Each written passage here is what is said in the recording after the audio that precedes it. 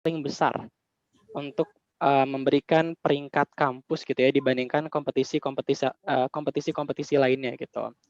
Karena yang namanya Pilmapres itu kan dia akumulasi dari berbagai prestasi gitu ya teman-teman ya gitu. Dan senangnya gitu ya pada saat itu juga saya dikasih kesempatan untuk buat program namanya tuh Sekolah Mapres, kerjasama sama BEM Rema juga. Dan alhamdulillah sampai saat ini masih ada, namanya mungkin jadi rumah prestasi UPI gitu ya, gitu. Dan teman-teman yang bergabung di sini juga luar biasa karena akan menjadi penerus, apa ya, generasi yang mampu membanggakan nama kampus kita Universitas Pendidikan Indonesia, gitu. Oke, hari ini, saya akan berbagi pengalaman teman-teman, salah satu tahapan yang saya lalui pada saat saya mengikuti pemilihan mahasiswa berprestasi, baik di tingkat UPI ataupun di tingkat nasional gitu. Dan hari ini saya kasih judul How to Get Success in LGD or FGD gitu. Kenapa dua hal ini gitu ya? Karena pada saat saya ikut pemilihan Mapres di UPI, itu proses yang saya ikuti itu adalah FGD gitu. Sedangkan pas waktu di nasional, proses yang saya ikuti itu adalah LGD gitu. Dan ada beberapa poin juga yang nanti akan saya bahas hari ini. Yang pertama, introduction, kita mengetahui apa itu LGD dan FGD. Kemudian yang kedua, apa sih perbedaan antara LGD sama FGD? Kemudian yang ketiga, kompetensi-kompetensi apa aja yang dinilai dalam LGD ataupun FGD. Dan yang terakhir, kira-kira tips apa sih supaya kita dalam melakukan group discussion itu berjalan dengan sukses dan juga lancar gitu. Nah, kalau dilihat nih di screen ada foto saya. Ini adalah gambaran pada saat saya melaksanakan LGD pada saat pemilihan mahasiswa berprestasi tingkat nasional. Kalau dilihat dari jumlah orangnya itu ada 1, 2, 3, 4, 5. Gitu ya, ada 5 orang, terus dikelilingi oleh banyak kamera pada saat itu, dan kita berasal dari universitas yang beda-beda gitu. Ada yang warna kuning ini jelas dari UI, beliau jurusan biologi dari Sains MIPA. Terus 3 perempuan ini dari Undip, dari Jember, sama dari Udayana. Mereka bertiga mahasiswa kedokteran gitu. Jadi cuman saya di sini nih yang memakai alma mater berwarna biru telur asin gitu ya, yang jurusan pendidikan gitu. Ekonomi lagi, jadi jauh banget gitu perbedaannya antara sains dengan ekonomi. Jadi gambarannya seperti itu. So, without further ado, let's get into the first explanation, which is knowing what is LGD and FGD. Gitu. Kita bahas tentang yang FGD dulu.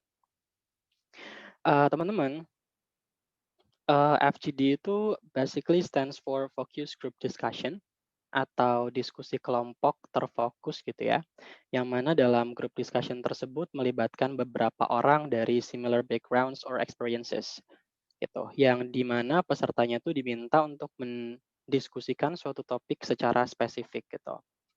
Nah, yang dimaksud dengan orang similar backgrounds atau experiences itu adalah bahwasanya peserta FGD itu adalah orang-orang yang sifatnya homogen atau sejenis gitu.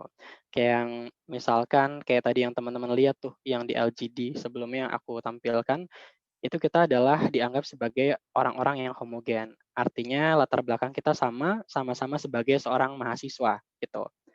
Despite kayak jurusan kita beda-beda. Atau kalau teman-teman misalkan melamar pekerjaan gitu ya, dan diminta untuk melakukan FGD. Nah, itu juga orang-orangnya tuh peserta FGD-nya itu adalah peserta yang homogen. Artinya para pelamar pekerjaan di bidang yang sama dengan teman-teman, gitu. Nah, hal yang unik dari FGD ini, selain membahas topik secara spesifik, nantinya di FGD ini ada ketuanya gitu, ada leader yang dipilih oleh fasilitator atau diserahkan kepada inisiatif peserta masing-masing. Gitu. So basically focus group discussion itu adalah grup diskusi yang terdiri dari beberapa orang, yang orangnya itu adalah homogen, kemudian mereka diminta untuk mendiskusikan suatu topik tertentu dan akan dipimpin oleh seorang leader gitu. Sedangkan kalau LGD, it's supposed to be LGD, sorry, typo. LGD itu adalah leaderless group discussion, sesuai dengan namanya ya teman-teman ya, leaderless gitu. Artinya dia nggak ada pemimpinnya gitu. Jadi secara langsung kita udah tahu perbedaan antara FGD sama LGD gitu. Kalau FGD ada ketuanya, kalau LGD itu nggak ada ketuanya gitu. Dan sama-sama terdiri dari beberapa orang dari similar backgrounds or experiences, dan mereka juga diminta untuk mendiskusikan suatu topik tertentu. Nah, karena dalam LGD ini nggak ada ketuanya, jadi sesungguhnya ini tuh jauh lebih challenging itu. Tapi membuka kesempatan yang sama kepada seluruh peserta LGD untuk memanifestasikan potensi-potensi yang kita miliki selama diskusi berlangsung. Gitu. Nah, sebelum ngomongin perbedaan jauh lebih dalam, sebenarnya ada kesamaan nih antara FGD sama LGD. Selain tadi ya, pesertanya sama-sama homogen, di LGD sama FGD juga nanti strukturnya itu ada kesamaan gitu, yakni sama-sama nanti ada fasilitator dan juga ada peserta gitu. Fasilitator ini nanti akan diwakilkan oleh tim penyelenggara LGD atau FGD itu sendiri gitu. Jadi fasilitator itu nanti fungsinya itu memfasilitasi para peserta-peserta selama mereka melakukan group discussion. Fasilitator itu asalnya dari penyelenggara. Kalau teman-teman ikut FGD atau LGD-nya untuk melamar pekerjaan, berarti fasilitatornya itu berasal dari perusahaan itu gitu. Tapi kalau misalkan teman-teman ikut FGD atau LGD-nya dalam kompetisi gitu ya, kayak contohnya Pilmapres, maka yang akan menjadi fasilitator itu adalah penyelenggara Pilmapres tersebut gitu. Dan fasilitator ini, dia nggak cuman memfasilitasi, tapi juga dia punya fungsi sebagai asesor atau sebagai penilai gitu. Meskipun ini namanya group discussion gitu ya teman-teman ya, tapi yang dinilai oleh asesor itu adalah penilaian individual gitu. Jadi nanti setiap peserta dalam FGD or LGD itu akan dinilai secara individual oleh si fasilitator atau si asesor itu gitu. Jadi bukan di-compare antara grup FGD A dengan grup FGD B gitu. No, yang dinilai tetap individual. Kemudian kesamaannya lagi dari FGD sama LGD itu adalah mekanismenya gitu. Kayak tadi ya, ada fasilitator yang merangkap sebagai asesor. Jadi nanti si fasilitator itu membagikan beberapa lembar kerja, yang mana lembar kerjanya itu di dalamnya itu berisikan suatu topik atau case yang mana nanti kita diminta untuk menulis beberapa poin tentang opini kita terhadap case tersebut gitu. Nggak cuman opini, tapi juga disertai dengan solusi. Nanti dikasih waktu sekitar maksimal 5 menit gitu ya. Setelah ditulis baru deh kemudian discussion-nya itu dimulai, saling memberikan opini dan saling memberikan pendapat gitu. So basically LGD sama FGD itu punya beberapa mekanisme yang sama. Cuman biasanya kalau untuk yang LGD berdasarkan pengalaman saya gitu ya, berbeda dengan FGD yang saya jalankan pada saat Pilmapres di UPI, LGD itu dia tugas individualnya itu banyak banget gitu teman-teman. Kayak semacam kita itu mengisi kuesioner gitu, tentang pendapat kita terhadap suatu isu gitu, kayak setuju, tidak setuju, sangat tidak setuju. Nanti per poinnya itu baru dibahas ketika discussion itu dimulai. Gitu. Nah, jadi itu kesamaan-kesamaannya. Selain itu, pada dasarnya teman-teman LGD sama FGD itu adalah suatu metode penelitian ya gitu. Metode penelitian yang sifatnya dia itu adalah kualitatif gitu. Kan kalau metode penelitian itu kan ada dua ya, ada yang kualitatif dan ada yang kuantitatif gitu. Kalau kuantitatif itu kan kita mengolah data dengan suatu angka gitu ya, charts dan lain sebagainya. Tapi kalau kualitatif gitu, kita lebih mengolah verbal gitu ya, dan lain sebagainya dengan narasumber melalui group discussion atau wawancara, kemudian datanya itu kita olah menjadi sebuah narasi. So basically FGD sama LGD ini adalah metode penelitian kualitatif gitu. Lantas apa sih perbedaan antara LGD sama FGD gitu ya? Nah, perbedaannya itu bisa dilihat di sini. Kalau FGD teman-teman, dia ada pemimpinnya, tadi jelas ya.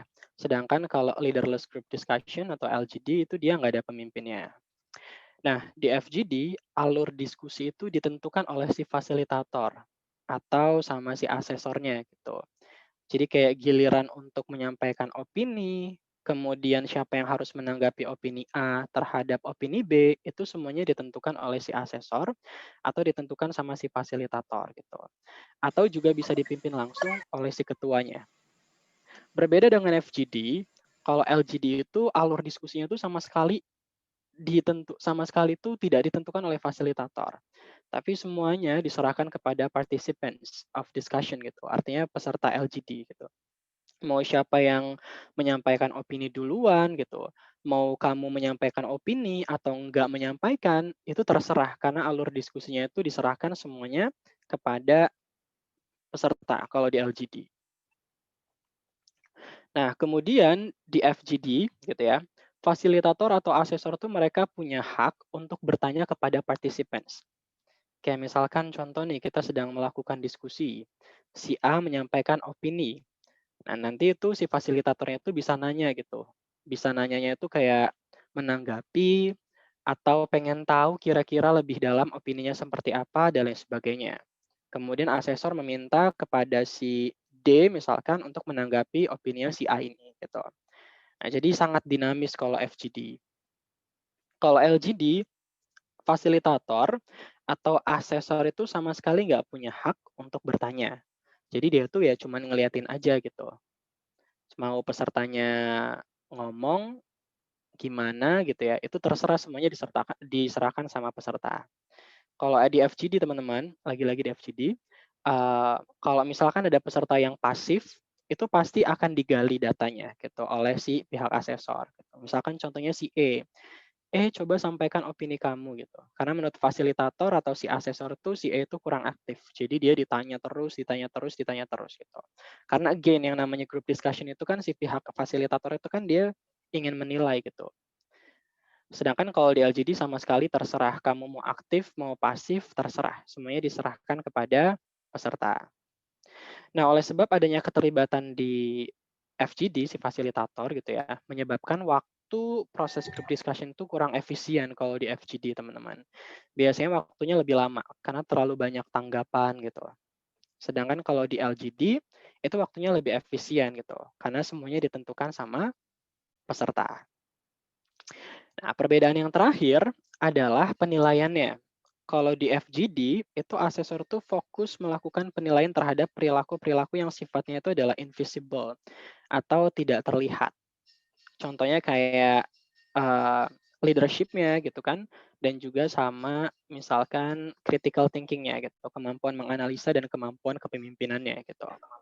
Sedangkan kalau yang LGD, itu yang dinilai itu lebih ke perilaku yang terlihat. Kayak public speaking, itu kan terlihat ya dari gesture, dari tones, itu kelihatan.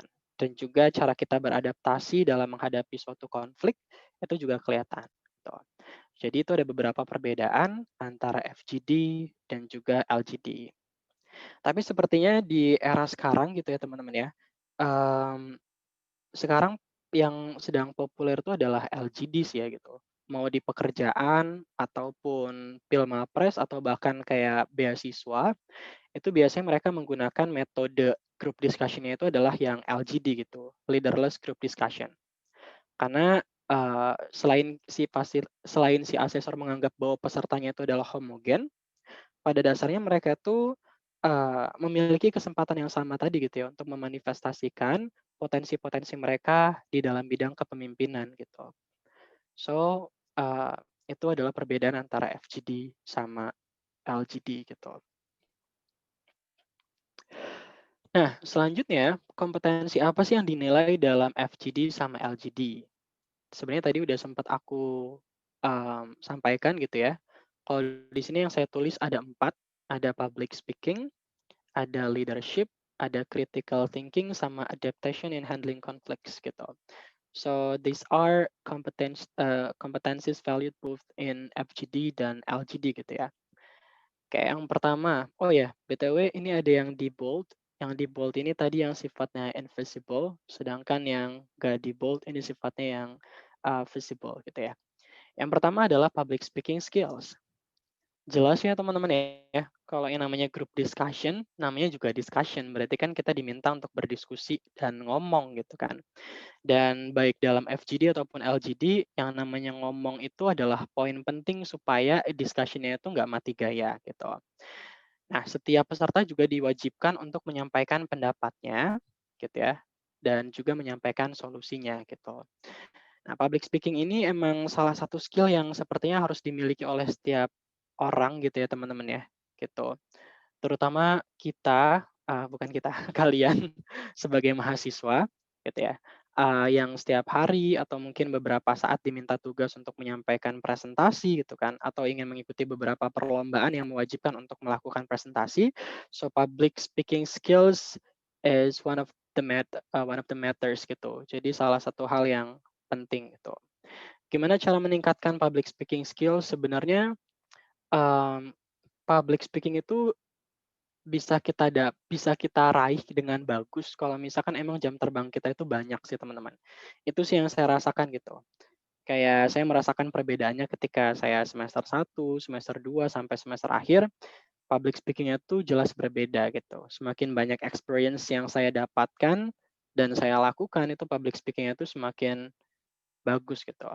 Karena yang namanya public speaking itu ya apalagi kalau misalkan bukan practice gitu. Nggak cuman teori gitu, but practice 50-50 lah, kayak teori 50% like and practice is 50% gitu. Di public speaking juga kan kita belajar gesture gitu kan. Gesture kita dalam menyampaikan sebuah opini, jangan sampai kayak pandangan kita, terus gesture kita ketika kita menyampaikan opini, seolah-olah kita ingin menyampaikan bahwa kita itu yang paling benar. Nah, itu things that you need to keep in mind dalam FGD ataupun LGD itu nggak boleh, makanya harus dilatih gitu. Kemudian juga tone gitu.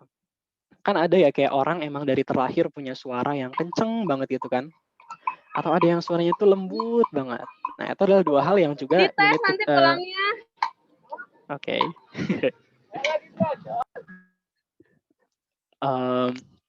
Nah, itu juga adalah hal yang teman-teman harus the things that you need to keep in mind gitu. Kalau misalkan tone juga matters dalam group discussion. Meskipun teman-teman terlahir dengan suara yang sangat besar kayak, "Oh, gue emang dari lahir suara gue kayak gini," gitu. Jadi ketika gue group discussion ya lu jangan, jangan tersinggung gitu. No, dalam group discussion in terms of job vacancy ataupun competition, itu nggak bisa jadi alasan gitu. Jadi makanya teman-teman harus banyak berlatih gitu. Dengan cara kalau saya sih lebih suka apa ya, selain berlatih lebih suka kayak meniru gitu. Kan banyak tuh kayak presenter-presenter handal yang ada di TED misalkan TED gitu kan. Banyaklah pokoknya yang di YouTube-YouTube gitu tinggal diikutin aja sih teman-teman gitu dan banyak berlatih di depan cermin atau sekarang karena lagi online-online jadi teman-teman banyak berlatih untuk merecord diri teman-teman di depan kamera. Nah, kemudian kompetensi yang kedua yang nggak kalah penting dalam FGD ataupun LGD itu adalah leadership skills atau kemampuan kepemimpinan gitu. Jadi kan dalam LGD itu kan peserta itu kan diwajibkan untuk mengambil suatu inisiatif, kemudian memberikan arahan dan juga membuat suatu keputusan yang dapat dipertanggungjawabkan gitu teman-teman. Jadi kayak apalagi tadi ya di FGD itu kan dia kan harus ada leader gitu ya. Nah leader itu juga nanti punya eh, pandangan lain dari si asesor untuk menilai si dia gitu. Dan kita sebagai followers maybe gitu ya, participants dalam FGD-nya juga bukan berarti kita nggak punya leadership gitu. Kayak the way we respond opinions, terus the way we deliver opinions itu juga salah satu komponen yang terdapat dalam leadership skills gitu.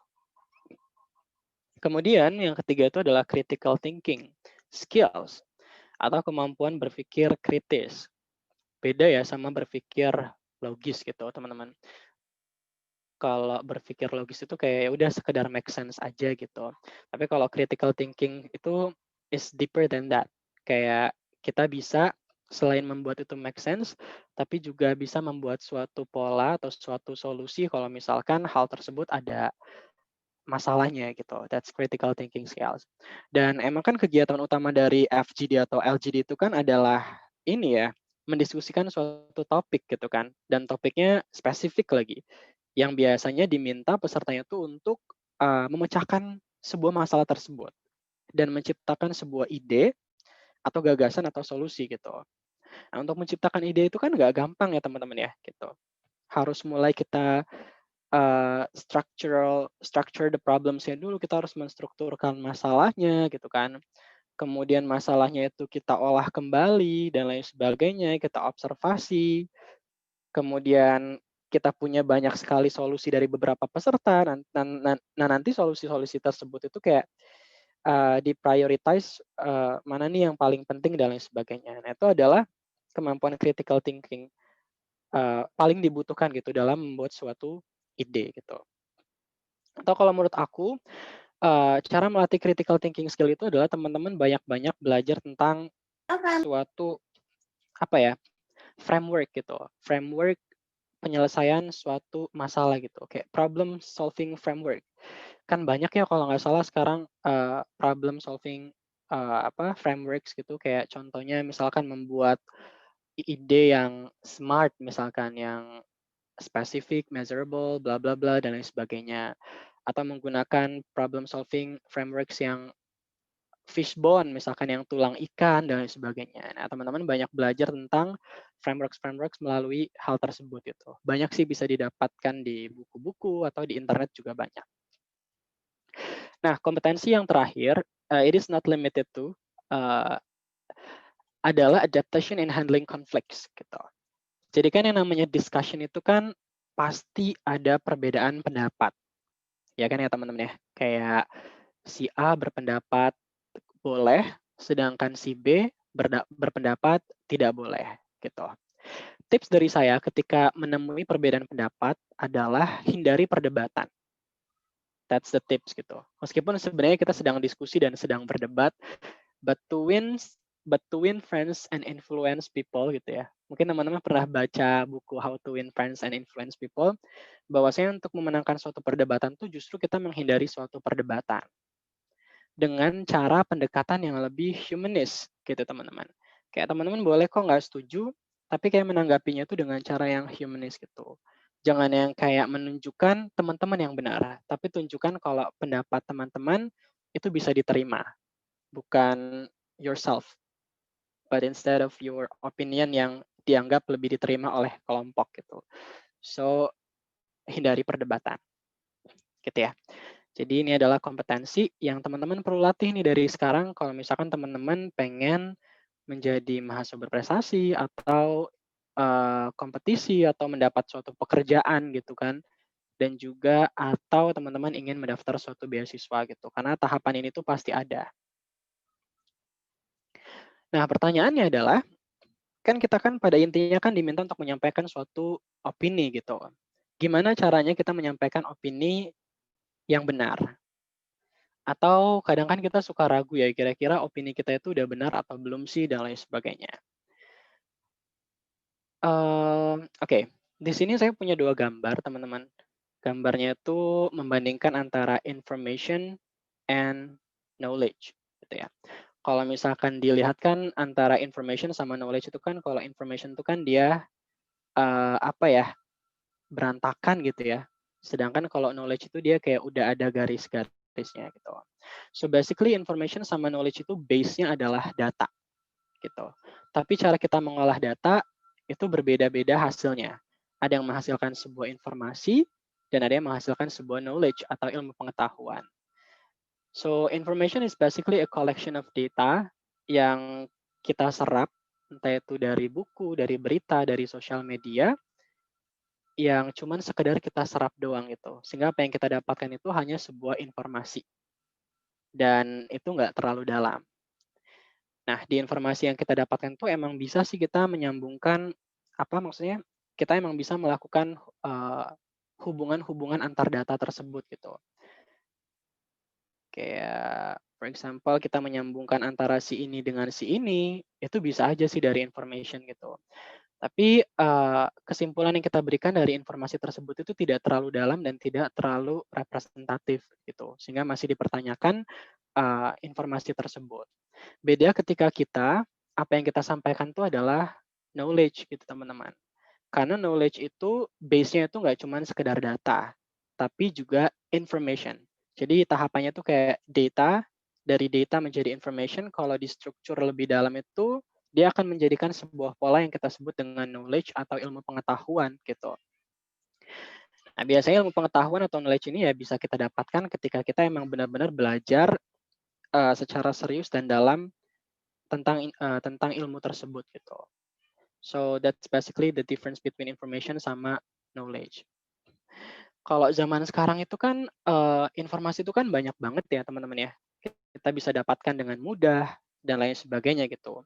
Bahkan kadang sampai terlalu banyak informasi gitu ya, TMI, too much information ngebuat kita jadi pusing gitu karena aduh informasi banyak banget di kepala kita dan kita sulit banget untuk, membuat pola terhadap informasi tersebut gitu. Sehingga output-nya itu adalah hoax atau sebuah kesalahan gitu. Jadi lagi-lagi kemampuan kita mengolah data supaya nggak cuma sekedar jadi informasi adalah dibutuhkannya tadi critical thinking skills. And the way we get the critical thinking skills adalah dengan cara uh, practicing ourselves dan knowing ourselves terhadap apa ya tadi problem solving frameworks yang familiar gitu. Gitu sih teman-teman supaya opini yang kita sampaikan itu bukan opini yang ngawur atau opini yang salah dan malah menjatuhkan kita ketika kita sedang ada di group discussion gitu. Atau tahapan orang apa ya? Tahapan seorang dalam mengetahui informasi atau mengolah data itu kan bisa dilihat di sini nih teman-teman. Kayak dimulai dari data gitu kan. Yang mana data ini adalah posisi kita ketika sebenarnya kita tidak tahu apa-apa gitu kan. Nah, setelah data ini kita proses, mmm, kemungkinan menjadi suatu information gitu dan menjadikan kita sebagai orang yang tahu apa, cuman sekedar tahu apa, gitu. Dan semakin banyak gitu ya experience kita gitu, pemahaman kita terhadap data tersebut akan menjadi sebuah knowledge atau ilmu pengetahuan gitu. Dan nggak cuman sekedar tahu apa, tapi juga tahu bagaimana. Nah, terbentuk tuh patterns-nya atau polanya. Dan lebih jauh dari itu, semakin banyak experience yang kita punya gitu ya, akan menjadi suatu wisdom atau kebijaksanaan gitu kan. Yang mana kita nggak cuma sekedar tahu bagaimana, tapi kita tahu mengapa. Karena dia mampu menciptakan sebuah principles atau prinsip-prinsip tentang data tersebut gitu. So this is apa ya, salah satu cara juga supaya kita memiliki opini yang nggak ngawur gitu kan, atau tidak cuma sekedar data. Jadi otak kita itu nggak cuma sekedar kumpulan data gitu loh teman-teman, kayak menyampaikan opini yang bukan bidang kita, terus karena TMI tadi, too much information, akhirnya kita menyampaikan hal-hal yang sebenarnya nggak relevan gitu. Jadi cuma understanding the relations without understanding the patterns. That's it. Oke. Nah, teman-teman, kadang kita juga bertanya ya gitu kan, tadi kan ada beberapa kompetensi yang dinilai dalam group discussion gitu ya, ada public speaking, ada leadership, critical thinking, sampai ke adaptation in handling conflicts gitu. Kadang kayak kita bertanya-tanya gitu kan, eee, gimana sih kompetensi kita gitu? Bagaimana keahlian kita kalau misalkan kita dibandingkan dengan orang lain gitu. Nah, sebenarnya kalau teman-teman sudah ada di tahapan itu, mencoba untuk mengetahui keahlian teman-teman, dan juga kompetensi teman-teman jika dibandingkan dengan orang lain, itu adalah salah satu poin di mana teman-teman sebenarnya sedang menolong self esteem teman-teman gitu. Tapi kadang, apa ya, penilaian kita terhadap kompetensi kita dan keahlian kita itu terlalu berlebihan. Artinya gini, maksudnya apa ya, saya pernah baca psychological research yang bilang kalau misalkan kita menilai diri kita sendiri, itu dianggap itu kurang akurat gitu. Karena kita akan overestimate tentang kemampuan kita. Kayak, oh gue bisa memanajemen uang dengan baik, terus mengatur waktu dengan baik, terus bisa membaca kemampuan emosional seseorang, misalkan berdasarkan zodiak ke atau berdasarkan golongan darah ke dan lain sebagainya gitu kan, kayak seolah-olah kita tahu banyak gitu. Dan kita menganggap bahwa penilai terbaik diri kita itu adalah diri kita sendiri. Nah, ternyata menurut psychological research itu kurang tepat gitu. Karena ternyata diri kita itu terkadang akan melakukan overestimate terhadap apa yang kita miliki. Nah, hal tersebut itu disebut sebagai ini nih, mungkin teman-teman tahu ya, the Dunning-Kruger effect. Jadi si Dunning sama si Kruger ini adalah psikologis gitu ya, psikolog yang dulu, apa namanya, meneliti tentang hal tersebut gitu. Membandingkan antara kompetensi seseorang dengan confidence atau tingkat kepercayaan diri seseorang gitu. Jadi tingkat kompetensinya ini sama si Dunning sama si Kruger itu dibagi menjadi 3 nih. Ada yang sama sekali nggak punya kompetensi, ada yang kompetensinya rata-rata dan dia expert gitu ya atau sudah ahli. Atau kalau misalkan bisa aku gambarkan gitu ya teman ya, kompetensi ini basically dia menjelaskan tentang sebanyak apa yang kita sebenarnya tahu. Like how much we actually know.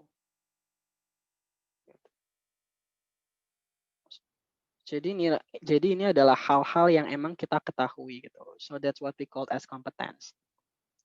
Sedangkan kalau confidence itu kalau aku kasih gambaran dia itu merepresentasikan how much we think we know. Kayak sebanyak apa yang kita pikir kita tahu gitu. Sorry tulisan aku jelek. How much we think we know. Like that. Oke, jadi basically competence represents how much we actually know. Kalau misalkan confidence represent how much we think we know gitu. Dan tadi kompetensinya itu sama si Dunning sama Kruger itu dibagi menjadi 3. Ada kompetensinya yang sama sekali nggak punya kompetensi, ada yang rata-rata, sama expert. Dan ini yang warna merah adalah kurvanya atau the Dunning-Kruger effect. Kalau dilihat teman-teman gitu ya, kita lihat antara hubungan kompetensi sama confidence pada saat kompetensinya itu 0 gitu atau nggak ada. Kita bisa lihat di sini bahwasanya orang itu memiliki tingkat confidence atau tingkat kepercayaan diri yang sangat tinggi.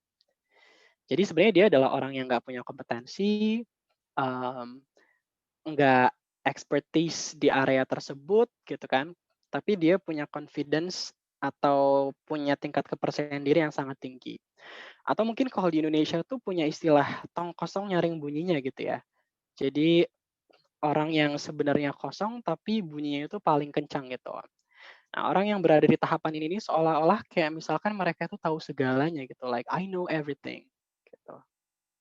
I know everything. Di tahapan ini menurut the Dunning-Kruger effect ini disebut sebagai Mount of Stupidity atau puncak daripada kebodohan. Something like oops, sorry.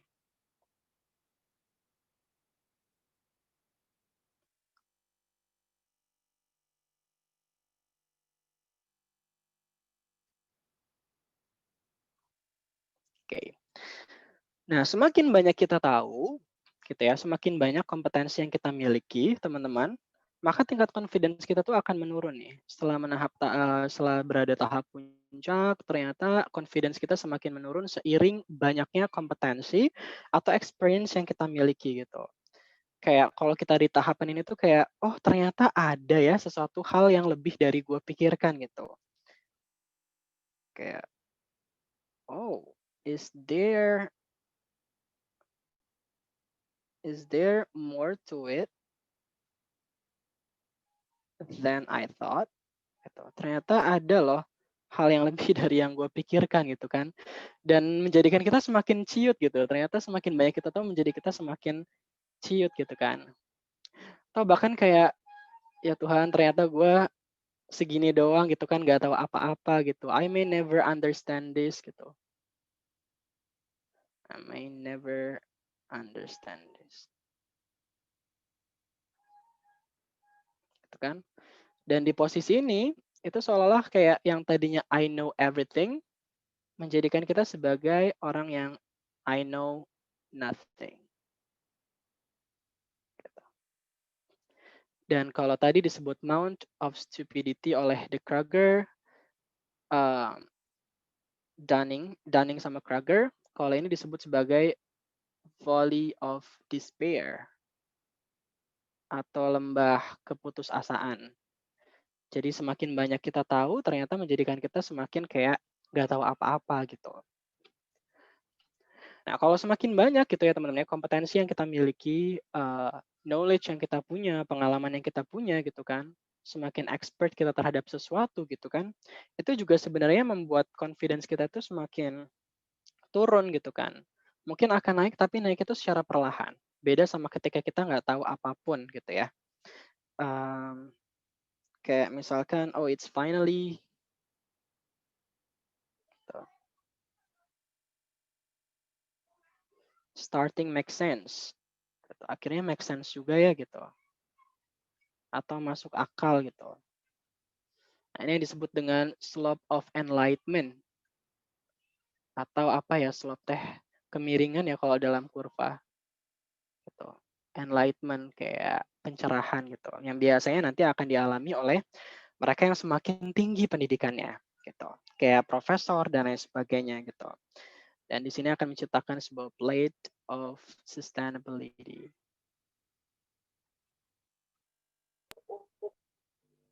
gitu. Kayak menurut orang-orang yang berada di tahapan di sini atau para expert, mereka nggak pernah akan bilang hal tersebut itu mudah gitu. Was it easy? Jawabannya enggak gitu. Tapi kalau misalkan ditanya apakah dia susah atau complicated, dia akan jawab yes gitu. Jadi ini adalah the Dunning-Kruger effect, untuk mengetahui kita ada di mana sih gitu. Apakah kita termasuk orang yang kompetensinya sebenarnya nggak ada, kemudian kita banyak sekali, eee, berpendapat yang sebenarnya pendapatnya itu nggak relevan dan lain sebagainya gitu kan. Atau ada di sini nih, amount of stupidity as if like we know everything, dan ini kita banyak jumpai ya teman-teman ya. Apalagi sekarang nih di zaman pandemik gitu ya. Dulu pas waktu awal dulu, beberapa bulan kemudian gitu ya, pas waktu pandemik mulai kan kayak bulan Maret, bulan April tiba-tiba kayak banyak muncul banget ahli-ahli sanitizer gitu kan. Kayak cara meracik sanitizer gitu. Meskipun dengan racikan-racikan yang sebenarnya menurut ahli kimia itu kurang tepat dan justru membahayakan gitu. Tapi dia menyampaikannya itu dengan wajah yang meyakinkan dan juga kayak penuh dengan kepercayaan diri gitu, yang pada akhirnya tuh malah jadi blunder gitu kan, jadi masalah besar gitu dan menyesatkan gitu atau hoax gitu. Jangankan sekedar, sekelas ini ya, maksudnya sekelas masyarakat biasa gitu. Bahkan sekelas presiden pun kayak Donald Trump itu kan pas waktu awal-awal pandemik muncul, dia bilang kalau misalkan manusia atau orang yang terinfeksi COVID-19, kalau dia minum klorin, itu COVID-nya itu bakal mati gitu. Which is bener sih yang dibilangin sama eee, Trump gitu kan. Karena yang namanya virus kan pasti bakal mati sama klorin, tapi jangan diminum juga kan gitu. Karena yang mati nggak cuma virus gitu, tapi nanti orangnya juga gitu. Nah, ketika orang yang nggak expert menyampaikan sesuatu yang dia nggak tahu, itu kayak tadi gitu, ada di tahapan like we know everything. Tahapannya disebut amount of stupidity. Nah, mmm dari The Dunning-Kruger effect ini juga sangat membantu kita sih teman-teman, supaya opini yang kita sampaikan itu adalah nggak cuman sekedar opini gitu. Mungkin teman-teman bisa menyajikan sebuah data, but again, how you guys structure the data itu, relate the data atau pattern the data, itu matters, dan itu butuh banyak latihan, gitu. Dan pada dasarnya kita semua itu pasti pernah melalui hal yang di sini nih teman-teman gitu. Biasanya yang I know everything ini mahasiswa S1 gitu kan. Like I know nothing mahasiswa S2 gitu kan. Kalau udah nyampe like plate of sustainability kayak slope of enlightenment ini mahasiswa S3, atau plate of sustainability itu adalah mahasiswa kayak yang mereka udah guru besar atau profesor gitu kan. Kan kayak kita kan masuk kayak kita, kayak kalian gitu atau zaman aku pas waktu mahasiswa S1 itu kan wah, ambisinya tuh besar banget gitu. Baru belajar satu bab kayak udah tahu segalanya gitu kan ya. Kayak wah gue bakal meraih Nobel misalkan gitu kan. Tapi semakin banyak belajar justru kayak wah ternyata gue nggak tahu apa-apa. Semakin banyak orang yang kita lakukan interaksi gitu kan melalui berbagai pengalaman, ternyata itu kita nggak ada apa-apanya teman-teman. Tuh. Jadi supaya kita nggak overestimate, tapi nggak boleh underestimate juga, kita harus banyak berlatih meningkatkan kompetensi kita gitu. Nanti ada beberapa hal yang mungkin bisa dilalui oleh teman-teman gimana caranya. Atau mungkin teman-teman tahu kali ya kalau misalkan dalam Islam, dalam agama Muslim gitu ya, dulu juga pernah disampaikan oleh Umar bin Khattab, ada 3 tahapan seseorang dalam belajar ilmu. Jika seseorang memasuki tahap pertama, dia akan sombong. Jika dia memasuki tahap kedua, ia akan tawadu. Dan jika memasuki tahapan ketiga, dia akan merasa dirinya tidak ada apa-apanya. Tuh. Jadi ya ini juga menjadi hal yang penting untuk kita pada saat group discussion karena berinteraksi dengan orang, supaya kita mungkin at least berada di tahapan yang tawadu gitu ya, rendah hati dan tidak mencela opini seseorang. Entah itu nggak cuman pakai kata-kata ya teman-teman ya, tapi juga pakai pandangan kita gitu. Kadang kita secara tidak sengaja memandang sesuatu opini itu salah dengan cuman cara memandang kayak ya something like that gitu lah.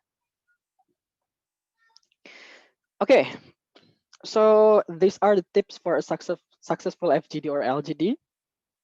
Yang pertama adalah try to take the initiative, atau gimana sih kalau terutama untuk LGD gitu ya, yang nggak ada leadernya, mungkin teman-teman bisa mencoba untuk mengambil inisiatif gitu.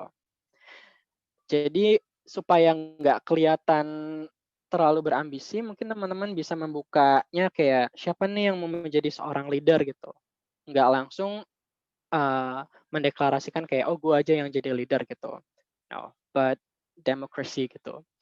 Dan yang namanya yang namanya inisiatif itu nggak cuma harus menjadi seorang leader ya teman-teman ya gitu. Tapi juga kayak tadi kan dengan cara membuka diskusi, kira-kira melemparkan suatu opini misalkan, coba menurut kamu gimana, itu juga adalah suatu inisiatif. Kemudian yang kedua adalah become a voracious reader, atau menjadi pembaca yang haus gitu ya, atau yang ya pokoknya jadi pembaca yang benar-benar haus terhadap ilmu pengetahuan. Setiap hari mungkin baca teman-teman gitu ya, but jangan terlalu banyak juga, don't TMI tadi, don't too much information, karena kalau terlalu banyak information, nanti malah menjadikan kita itu jadi orang yang FOMO, gitu ya, kayak takut ketinggalan sesuatu gitu, apa-apa harus tahu, setiap menit cek trending Twitter, dan lain sebagainya, apapun itu gitu. We should have limitation, gitu. Kemudian ketiga, kalau kita mau group discussion juga, kita harus tahu topik-topik yang sedang dibicarakan pada saat itu, gitu. Kayak dulu pas waktu saya di Pilmapres Nasional, itu tahun 2017 itu kan kalau nggak salah lagi heboh-hebohnya Pak Ahok ya kalau nggak salah. Yang 212 kalau nggak salah. Nah itu yang dibahas tentang ideologi bangsa gitu. Kayak Pancasila, terus monarki, oligarki, khalifah, itu semuanya dibahas. Dan mana topik-topik tersebut itu adalah topik yang secara konten aku sangat-sangat minim gitu.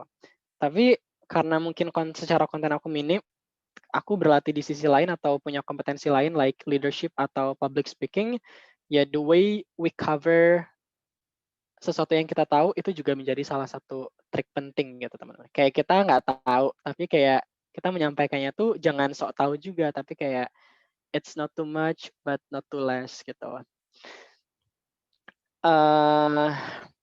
Kemudian yang keempat adalah become a good listener. Jadi ketika ada orang yang menyampaikan pendapatnya, perhatikan baik-baik gitu. Dan apa ya, menjadi seorang pendengar yang baik juga harus dilatih ya teman-teman ya gitu. Karena kebanyakan masalah komunikasi dari kita itu kan adalah kita mendengar untuk menjawab. Betul nggak sih? Kayak kita belajar untuk menjawab, kita mendengar untuk menjawab gitu. Bukan mendengar untuk mengerti gitu. We listen to reply instead of listen to understand gitu. Jadi teman-teman juga belajar untuk mendengar pendapat teman-teman kalian, dosen-dosen kalian, bukan untuk disangkal, tapi untuk dipahami gitu. Kalau misalkan ada suatu hal yang emang nggak sejalan, you guys can confirm. Tapi again, with manner. Dan ini juga yang gak kalah penting, maintain balance and harmony in your tone. Kayak nada tinggi, nada rendah gitu ya kalau dalam nyanyian gitu kan, itu juga harus di-maintain. And it takes time to practice, jadi teman-teman harus practice like almost every day gitu. And last but not least, these are the things to keep in mind. Dalam group discussion, teman-teman gak boleh kaku. Dan teman-teman juga harus ingat bahwasanya orang-orang yang berada dalam group discussion itu adalah orang-orang yang sama seperti kalian, gitu ya. dengarkan baik-baik apa yang mereka ucapkan, dan kemudian respon juga secara baik-baik gitu kan ya.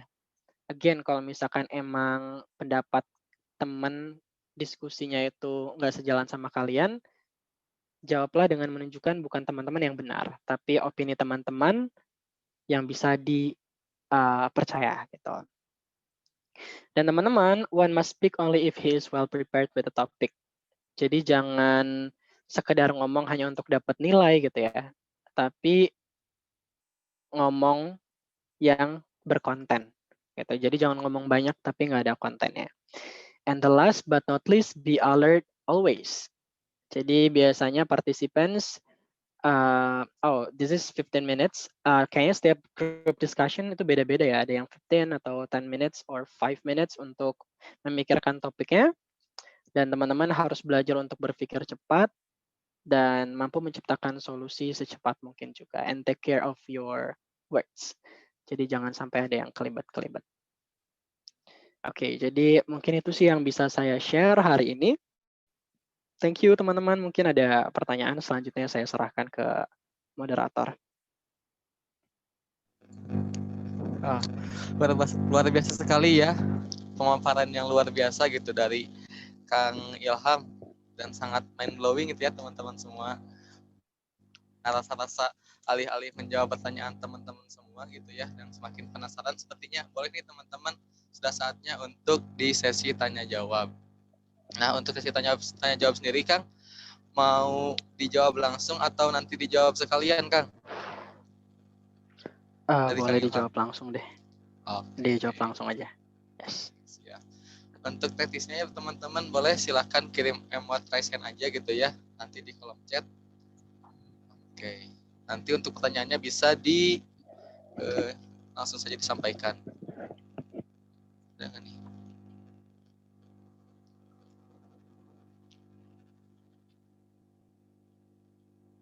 Ada dari Teh Anggia dari EPBS. Boleh Teh Anggia?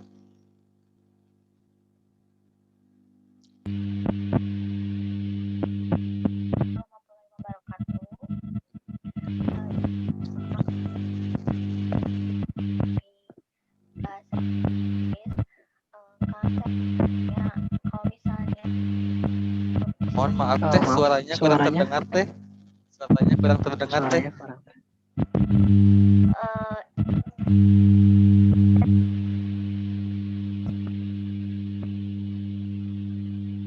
Suaranya nggak kedengaran masih ya? kurang terdengar Teh, iya.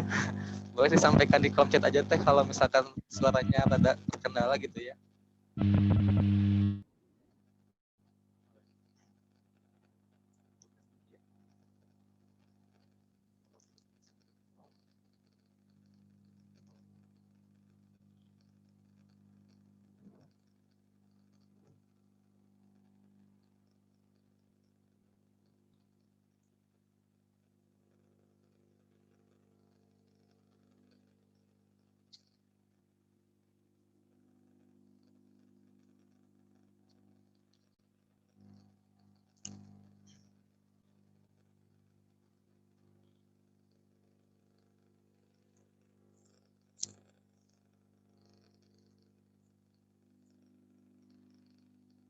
Oke, sambil menunggu pertanyaan, udah ada nih pertanyaannya dari Teh Anggia.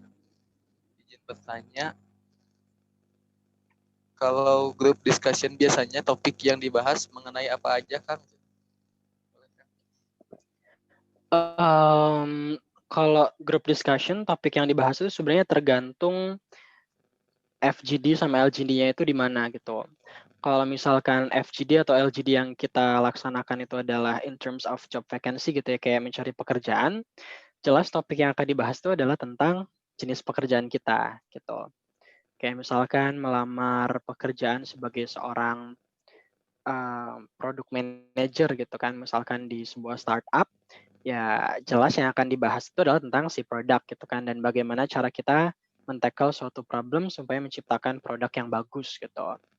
Tapi kalau misalkan dalam kompetisi kayak misalkan Pilmapres ataupun beasiswa gitu ya, S2, LPDP dan lain sebagainya, itu topik yang akan dibahas itu adalah topik yang relevan atau topik yang sedang hangat dibicarakan pada saat itu gitu. gitu. Kayak tadi aku ngasih contoh pas waktu aku Pilmapres nasional, topik yang dibahas itu tentang ideologi bangsa. Karena emang pada saat itu sedang hangat-hangatnya itu tentang kasusnya Pak Ahok gitu ya, yang penistaan agama dan lain sebagainya, I don't know. Nah, itu yang dibahas gitu kan. Atau juga mungkin kalau sekarang dalam waktu dekat teman-teman mau ikut group discussion, ya topik yang dibahas mungkin yang lagi sekarang hangat kan, kayak contohnya COVID-19 atau tentang undang-undang cipta kerja misalkan dan lain sebagainya gitu. Jadi emang, supaya kita gampang dalam mengikuti group discussion itu adalah kita tahu tentang hal apa yang hangat dibicarakan pada saat ini gitu, supaya nggak ketinggalan information. Tapi nggak boleh FOMO juga sih, kayak fear out missing, something gitu kan atau takut ketinggalan gitu. Ya intinya baca dengan enjoy aja gitu dan pahami, gitu sih. Wah, mantap Kang. Kemudian ada nih Oh, Kang, pertanyaan dari Teh nih. Dari FEB nih ada Kang Muhammad Dafa. Kepada Kang Muhammad Dafa boleh oke. Kang sampaikan aja. Baik, Assalamualaikum warahmatullahi wabarakatuh. Waalaikumsalam Waalaikumsalam warahmatullah. warahmatullahi Izin wabarakatuh. bertanya, untuk topik apakah kita di kemungkinan itu apakah bakal dapat topik yang di luar kompetensi kita dan juga satu lagi pertanyaannya apakah menggunakan bahasa asing itu menjadi poin tambahan gitu bagi tes di FGD atau LGD tersebut. Terima kasih Kang. Terima kasih Dava ya, pertanyaan yang bagus. Mmm, jadi kalau topik itu kalau misalkan ada kemungkinan di luar dari background kita, pasti iya. Kalau misalkan dalam ruang lingkup kompetisi ya teman-teman ya, gitu.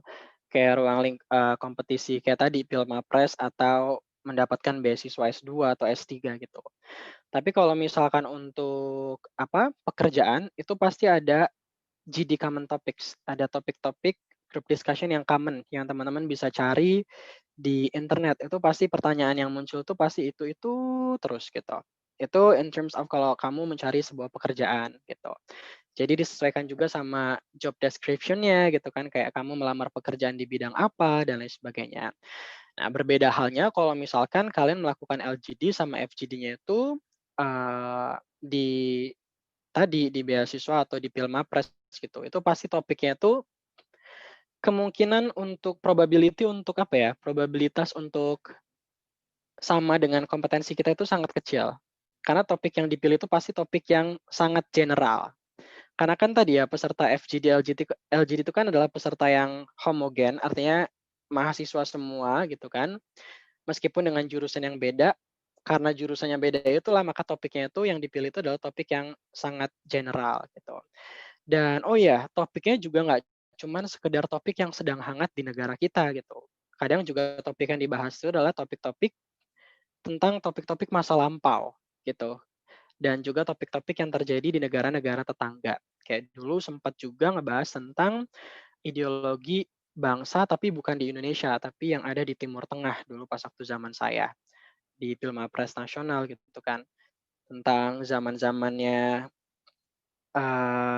Iran gitu-gitu yang kudeta-kudeta seperti itu kan out of my area of ini ya, expertise gitu dan itu sesuatu hal yang nggak bisa diduga dari kompetensi yang kita miliki.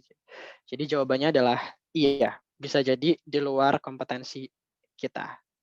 So, you guys need to prepare a lot and read a lot sih tentang sebuah topik. Oh ya, tentang tadi, bahasa asing ya, kalau dalam FGD sama LGD itu, eee, tergantung juga ya, kalau ruang lingkupnya nasional, itu FGD sama LGD itu pakainya bahasa Indonesia. Dan terkait kalau misalnya kita mau campur-campur, it's okay gitu, karena itu kan termasuk dalam bagian public speaking ya. Tapi kalau bisa sih ya fokus aja pakai bahasa Indonesia. Mungkin teman-teman bisa pakai istilah asingnya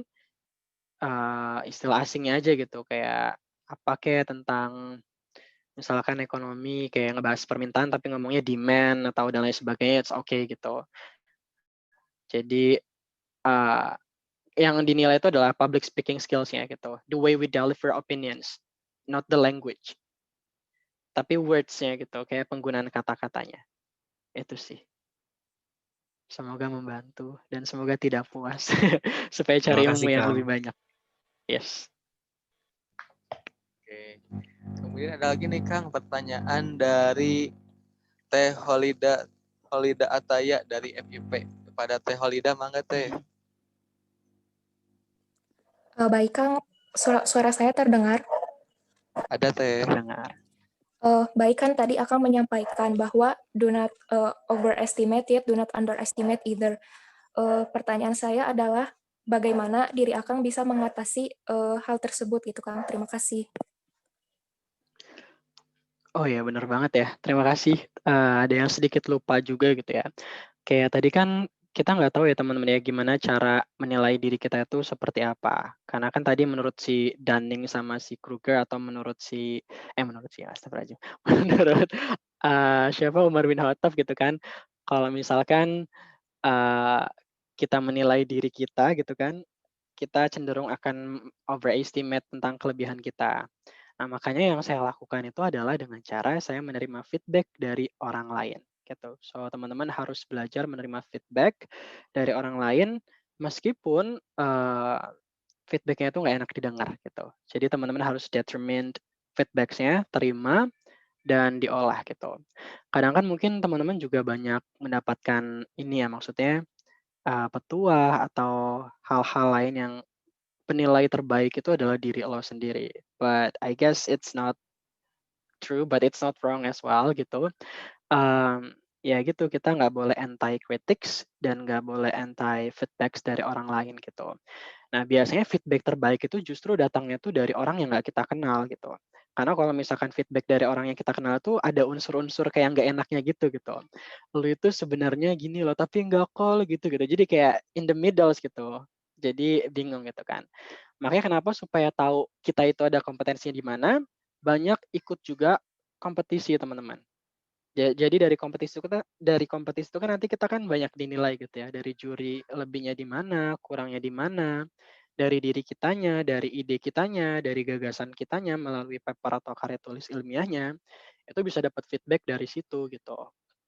Nah, selain itu, kita juga harus banyak belajar, keep learning and keep practicing gitu. Dan ya kalau bisa ya belajar sepanjang hayat gitu ya, setiap hari gitu.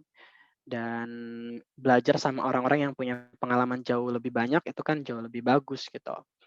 Jadi apa ya, broaden your uh, boundary gitu. Broaden your boundaries, jangan limit your boundaries karena at least kayak teman-teman coba deh mengenal anak-anak ITB gitu.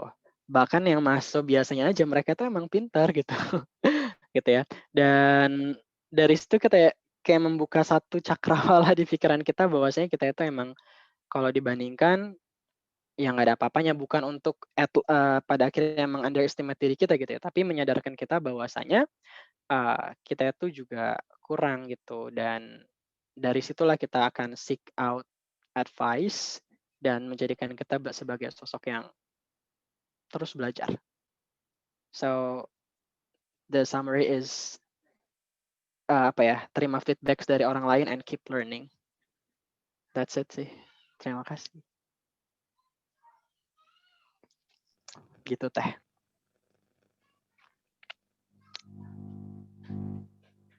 Oke. Sebelumnya gitu ya, teman-teman melihat waktu yang terbatas dan masih banyak nih pertanyaan dari teman-teman yang ingin tanyakan. Boleh dari teman-teman semua menghubungi pihak panitia, atau boleh nggak nih kalau misalkan menghubungi Akang langsung, boleh nggak Kang? Oh boleh. Boleh lewat email tadi ya. Atau lewat sosial media gitu ya. Yes. Alhamdulillah teman-teman sudah berlangsung gitu ya pematerian dan diskusi tadi. Terima kasih banyak kepada Kang Ilham atas ilmu yang luar biasa sekali gitu ya yang didapat pada hari ini. Mohon maaf juga gitu ya Kang dari kami apabila masih banyak kekurangan. Ya sama-sama, terima kasih semuanya. Jadi belajar lagi hari ini. Sayanya juga. Sebelumnya ada terima closing kasih statement Kang. nggak Kang dari Akang Kang? Ada closing statement nggak dari Akang sendiri? Closing statement-nya apa ya? patuhi 4M, menggunakan masker, mencuci tangan, menjaga jarak, dan mengikuti protokol pemerintah. Itu aja sih karena lagi COVID ya sekarang dan kita sering lupa, jadi ikuti 4M ya guys. Dan kalau mau LGD FGD-nya lancar harus banyak berlatih sih, itu aja. Terima kasih. Terima kasih Kang Ilham. Iya teman-teman, di relasi ini akan ada awarding nih untuk peserta yang aktif dan kooperatif. Maka dari itu setiap aktivitas dari teman-teman semua insya Allah gitu ya akan jadi nilai plus. Baik dari sisi kedisiplinan, keaktifan, serta keikutsertaan di dalam challenge. Untuk penyampaian challenge hari ini akan disampaikan oleh Kang Ade. Kepada Kang Ade, maka Kang Ade. Oke, makasih banyak buat Ridwan. Sebelum penyampaian challenge, mungkin kita lebih baik dokumentasi dulu aja ya. Kang Ilhamnya masih ada nggak, Kang? Udah live barusan Kang Ade. Oh ya udah, nggak apa-apa lah. Soalnya tadi pas pematerian nggak kelihatan Kangnya. Oke, let's move on to the challenge.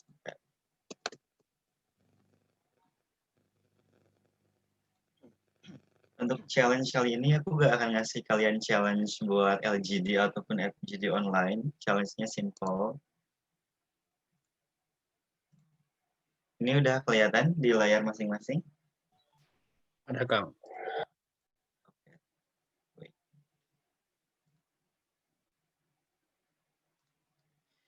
Nah, kalau kemarin ini kita bikin kuis dan alhamdulillah yang mengisi ada sekitar 70% dari partisipan dan luar biasa, nilainya juga banyak yang bagus gitu ya. Untuk challenge hari ini, nah ini challenge-nya karena kita gak mungkin provide kalian dengan challenge untuk bikin group discussion. Jadi kita pengen kalian upload snapgram atau Instagram story dan mohon akunnya jangan di private. Kemudian tag IG Rumah Prestasi _UPI dan juga BEM UPI. Bikin durasi video maksimal 45 detik. Jadi mau kalian jawabnya 10 detik atau 8 detik itu juga terserah kalian. Kalian bisanya jawab berapa detik. Using English as confident as you are. Di sini kita gak akan apa ya, ini bukan lomba teman-teman, ini bukan lomba speech atau public speaking apapun. Jadi just upload who you are gitu, as confident as you are. Kemukakan pendapat kalian terhadap pertanyaan berikut.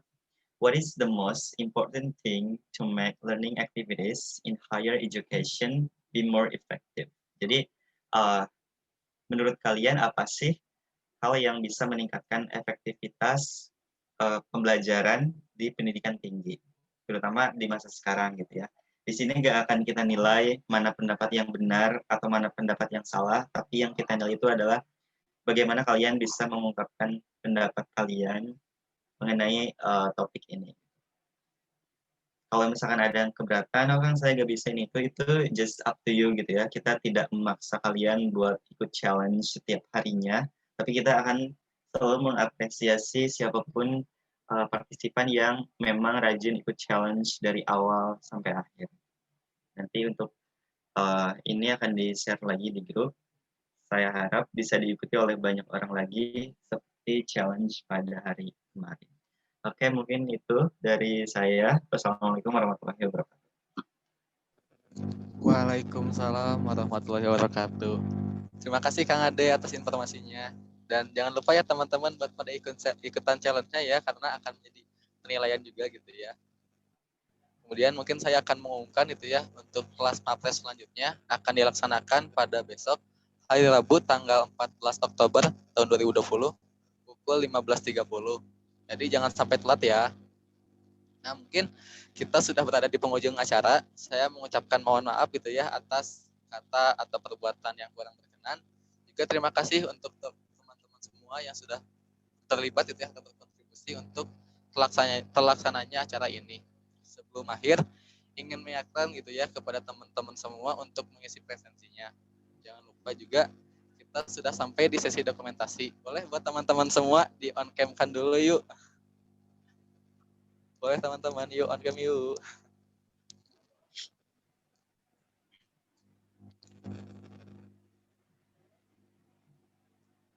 Gimana Bapak operator, sudah siap? Siap. Ah, Boleh langsung dihitung saja ya. boleh Kang Jem, boleh. 3, 2, 1. Oke, sebentar. Saya cek dulu.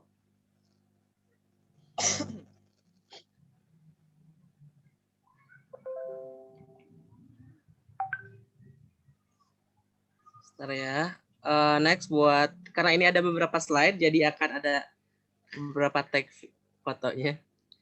Oke, selanjutnya 3, 2, 1.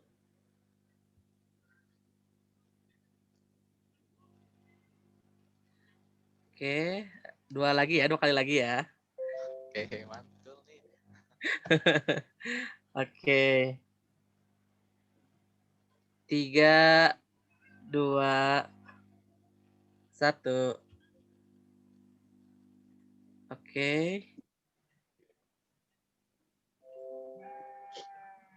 Sekali lagi. 3, 2, 1. Oke.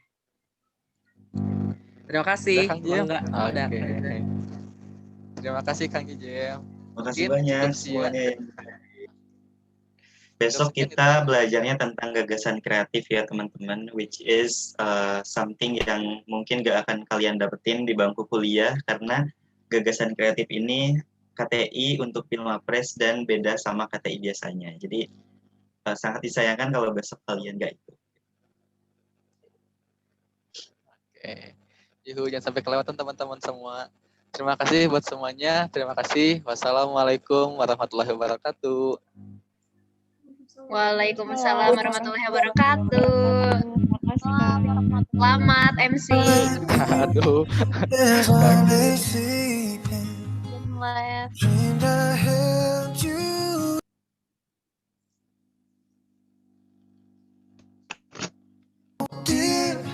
I was mistaken, so I hung my head and cried. Makasih semuanya, kalian luar biasa. Ayo. My only Masih lama nggak sunshine di PKM? made me happy. Iwan, Udah malam. Semalam hari ini balik mau malam. kasih Oh dear, Iqmel sini. how much I love you. Please don't take my sunshine away. Hari ini nginep nggak? Oh, I Kayak love you enggak lah, kurang and besok. make you kuliah. happy. Sampai jam berapa? You will only say the same Mana Tris? Mei, mana if Tris? you leave Val di me PKM, woi Val. and Sampai jam berapa? love another. Kamari kemana? Ke PKM Val, lebih jam 11 Val. Someday you are my sunshine, my only sunshine. Make me happy when skies are gray. Aku mau live job guys. Know dear how much I love you. Please don't take my sunshine away. Yang joinnya Evita, fotonya Evita. Kang Ridwan, thank you. Oke, aduh Kang Jem, punten ya tadi di awal sempat chaos, dan tiba-tiba mati komputernya, kaget. Aliran sebentar, Oke, 2 detik oke. menit, jauh tiba-tiba nyala lagi, alhamdulillah. Jadi lupa Oke, Kang poin-poinnya Ade, tadi. en aja ya. Oke, Adek. My Kang Jem. only sunshine.